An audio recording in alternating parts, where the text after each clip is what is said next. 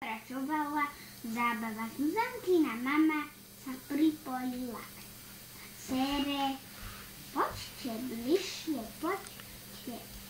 bližšie, nebojte sa, vyzýval divákov, hltal ohňa a predvádzal svoje umenie. Úžasné, povedal Mickey. Chcel by som poznať jeho tajomstvo.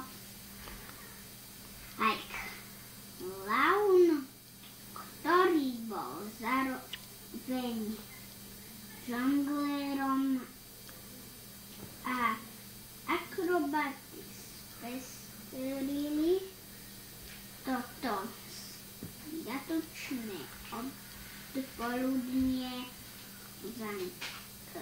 Zuzanka s obdivom tlieskala a artistom, ktorý kartu predvádzal svoje umenie. Jedna mladá dievčina jazdila na jednokolesovom bicykli s nedočajnou ľahkosťou.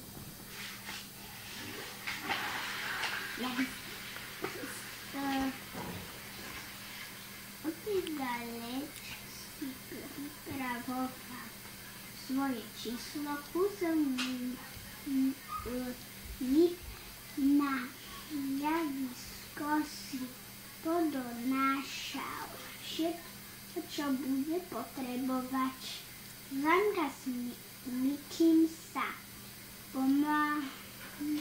ponáhľali, aby sa im ušlo miesto. Vpredu kúzelník privítal mladých divákov. Pred začudovaným Minkom začal vyťahovať zo svojho zázračného klobúka lopty, šatky, holubice a zajačiky. Smiech detí sa miešal